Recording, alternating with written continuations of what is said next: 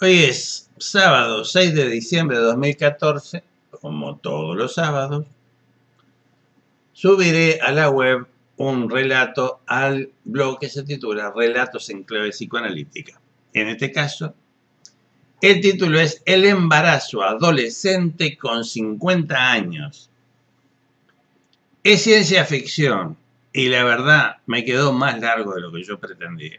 785 palabras. Hay otros textos que son muchísimo más largos que esto, ya lo sé. Pero no sé, a mí me hubiese gustado que fuera un poco más corto. El hecho es que acá acontece algo con mi querida Mariana, que refiere mucho a la ingeniería genética.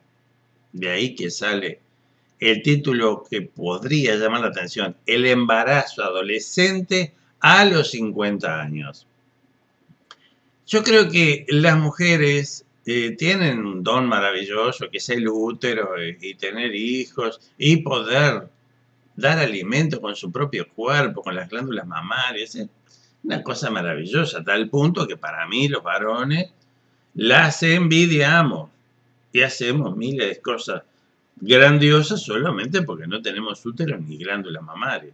Si las tuvieran, ¿no veo que las mujeres casi no tienen grandes hazañas? ¿Para qué?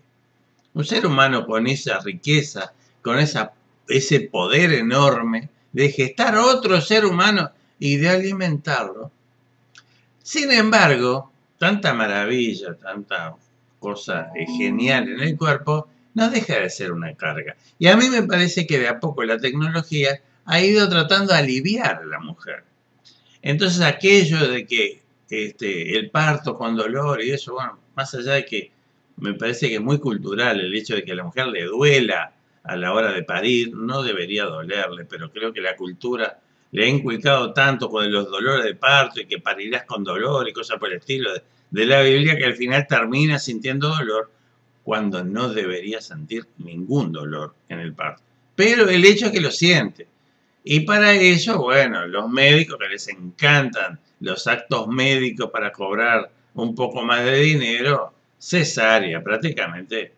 Los partos, creo que ahora han vuelto un poco, ¿no? A permitir y ayudar a que la mujer para. Pero, digo, hubo una época atroz en la cual prácticamente 9 de cada 10 nacimientos eran mediante cesárea. En este caso, Mariana desde muy chica le encantó la ingeniería genética y entró a pensar en su propio proyecto de vida. De tal manera que el regalo para los 15 años no fue para nada ni un viaje, ni un tatuaje, ni la cirugía estética de los senos, ni nada. No, era una cosa bastante diferente. Y es así que continúa la historia, que por supuesto termina bien, pero con una reconsideración muy fuerte de lo que es la maternidad afectada por la tecnología, que yo estoy seguro de que esto va a ser inminente.